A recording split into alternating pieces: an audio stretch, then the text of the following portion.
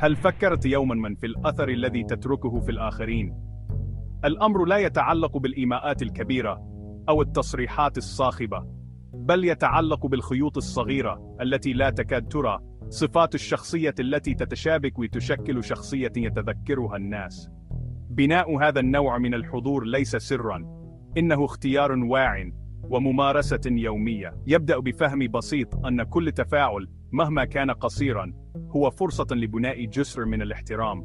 أنت مهندس سماعتك الخاصة، كل كلمة تقولها وكل فعل تقوم به، هل تبني قلعة من العزلة أم منزلا مرحبا بالاتصال؟ الخيار دائما لك، بدءا من هذه اللحظة بالذات. رحلة بناء شخصية قوية تبدأ بواحدة من أهم القيم: الصدق. فكر في الأمر، من تثق به حقا إنه الشخص الذي تتوافق أقواله مع أفعاله، الشخص الذي يقصد ما يقول ويقول ما يقصد.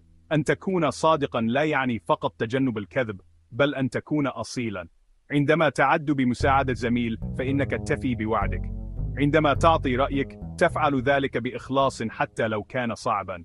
في عالم غالبا ما يضغط علينا لنتوافق لنتناسب مع قوالب محددا مسبقا، يمكن أن يكون الفعل الأكثر ثورية هو أن تكون نفسك ببساطة.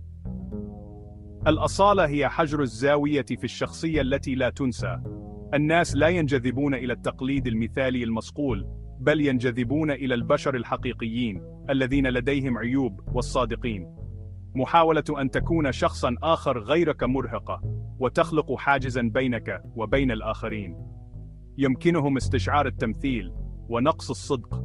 بدلا من ذلك، احتضن غرائبك الفريدة وشغفك وحتى نقاط ضعفك.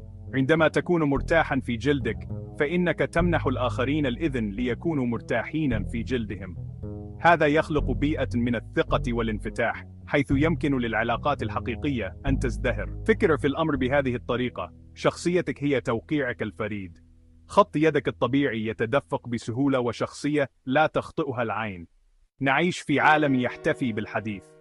نتعلم كيف نقدم، نتعلم كيف نناقش، نتعلم كيف نقنع، لكن كم مرة نتعلم كيف نستمع؟ الاستماع الحقيقي والعميق هو إحدى أقوى المهارات وأقلها تقديرا لبناء شخصية قوية ومحترمة. إنه أكثر بكثير من مجرد التزام الصمت بينما يتحدث شخص آخر. إنه عملية نشطة ومتفاعلة لمحاولة فهم عالم شخص آخر من وجهة نظره. عندما تمنح شخصا هدية اهتمامك الكامل وغير المقسم، فإنك تخبره أنه مهم. تجعله يشعر بأنه مرئي مسموع ومقدر، وهو شعور قليل جدا من الناس يقدمونه ولا ينساه أحد أبدا. فكر في أفضل المحادثات التي أجريتها على الإطلاق. من المحتمل أنها لم تكن مع الشخص الذي تحدث أكثر، بل مع الشخص الذي جعلك تشعر بأنك مفهوم أكثر. هذا هو سحر الاستماع النشط. إنه يتضمن أكثر من مجرد سماع الكلمات. إنه يتعلق بالانتباه إلى نبرة الصوت ولغة الجسد والعواطف الكامنة وراء الرسالة. الحياة كما تعلمون غير متوقعة. ستظهر التحديات، وستحدث الصراعات، وستفشل الخطط. ليس غياب هذه العواصف هو ما يحدد شخصية الإنسان، بل كيف يختار أن يتعامل معها. الشخص الذي لا ينسى يمكنه الحفاظ على هدوئه واتزانه عندما تندلع الفوضى. هذا الهدوء ليس علامة على اللامبالاة، بل عرض لقوة داخلية عميقة. الأمر يتعلق بالقدرة على التوقف والتنفس والتفكير قبل الرد. فكر في قبطان يقود سفينة عبر عاصفة عنيفة. إذا أصيب القبطان بالذعر سيصاب الطاقم بالذعر، ومن المرجح أن تضيع السفينة. ولكن إذا ظل القبطان هادئا ومركزا وحازما، يشعر الطاقم بالاطمئنان ويمكنهم أداء واجباتهم بفعالية.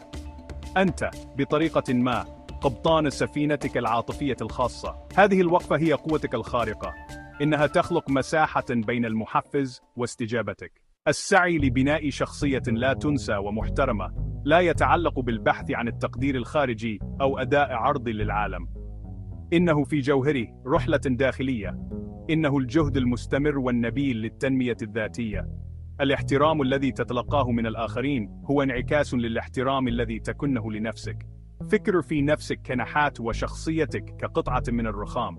كل يوم لديك الخيار في التقاط أدواتك وإزالة الأجزاء التي لم تعد تخدمك.